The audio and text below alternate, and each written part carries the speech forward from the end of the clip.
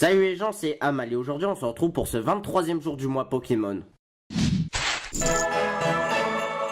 Et oui, je l'avais annoncé, on va parler de la censure dans Pokémon. Mais pas en général parce qu'il y a des vidéos qui le font bien mieux que moi et j'oublierai beaucoup de choses. Mais je vais parler de la censure dans les films Pokémon. Bon, on va quand même parler de la censure Pokémon en général. Car oui, Pokémon et la censure, c'est un petit peu comme deux jumeaux qui sont liés à la naissance et depuis un petit peu toujours. Parce que on le sait très bien, Pokémon rime avec censure. Parce que oui, à toutes les époques, Pokémon a subi de la censure. Le plus drôle, c'est qu'il a été même censuré dans la saison 20, qui est censée être comique et faite pour les enfants, justement. Puis bon, je vais pas parler des censures débiles, comme le fait d'échanger des plats japonais par des plats américains, ce qui en soit totalement con. Mais Bigre, il ne fallait pas mettre un sandwich, il fallait mettre un bœuf bourguignon, c'était évident. Oh, ces Américains. C'est vrai que tant qu'à faire, fallait qu'en France on ait un bœuf bourguignon. Faudra qu'on m'explique en quoi c'est dangereux pour les enfants.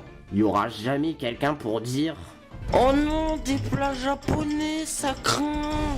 Mais là n'est pas le sujet, nous allons parler de la censure dans les films Pokémon. Bon, je vais approfondir celle du film 1 qui est la plus connue. Bon, dans le film 1, vous savez très bien que la scène d'intro a été censurée, là où nous découvrons le passé de Mewtwo avec Hey et tout ça. Cette scène-là a été enlevée. Les raisons de la censure, c'est parce qu'on voit tout simplement Hey qui est une enfant, entre guillemets, mourir. Et du coup, ça, les occidentaux ne l'ont pas trop accepté. Bon, je peux comprendre dans une certaine configuration, mais comme je l'ai dit, ça fait passer Mewtwo pour un adolescent qui fait sa crise, plutôt qu'un être qui recherche son identité. Et change totalement le message du film, faisant passer de l'identification au racisme. Puis dans le deuxième film, comme je vous l'avais expliqué dans la catégorie bonus, on a une censure entre guillemets, mais qui n'en est pas vraiment une, parce que c'est également le cas au Japon. Parce qu'à la base, le film devait tourner autour de la carte antique de Mew. Et j'en ai déduit de cela que le scénario a été changé parce qu'il était sûrement trop sombre pour les enfants et que Gélardan cachait un passé trop sombre. Bon, après on peut retourner ça dans tous les sens. Par contre, il y a un film qui a pris assez cher également en termes de censure, c'est le 5e film.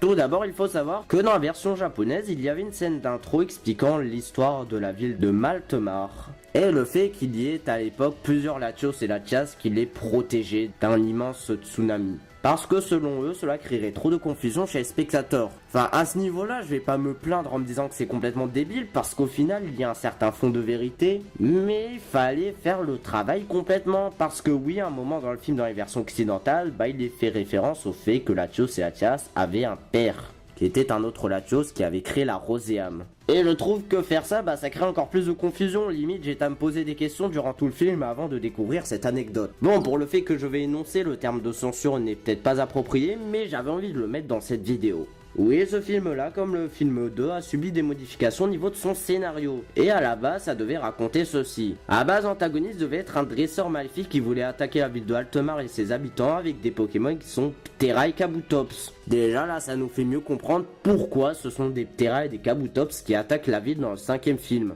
Car j'avais eu l'impression que c'était des Pokémon pris totalement au pif. Mais là, ça prend tout son sens. Et l'antagoniste aurait fait ses dégâts jusqu'à que Latios et Latias apportent de l'eau dans la ville pour noyer les Pokémon maléfiques. Et ça s'arrête là. Bon, après on pourrait supposer que c'est également le cas pour l'antagoniste, mais rien n'est dit à ce niveau-là. Qu'est-ce que j'en pense de cette modification de scénario?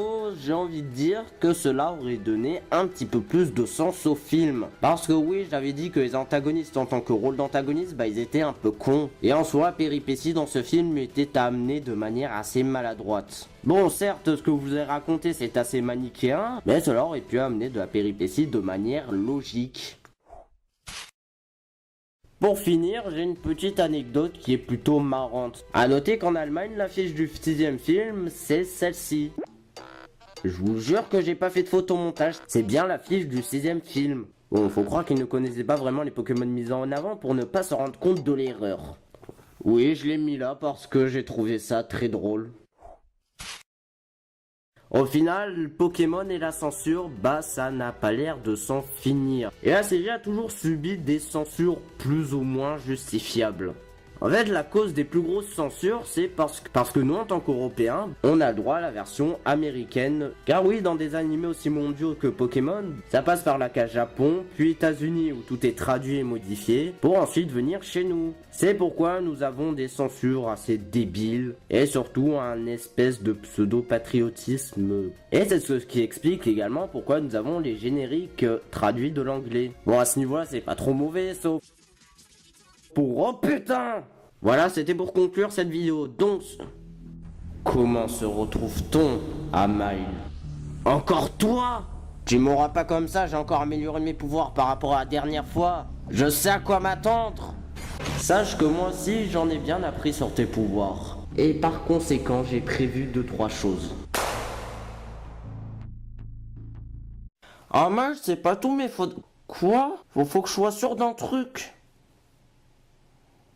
Il est mort? Là, je devrais être content. Mais s'il y a quelqu'un d'assez puissant qui arrive à le tuer, ça veut dire qu'on est un peu dans la merde. Qu'est-ce que je peux faire, moi, par ressusciter? Je sais rien faire.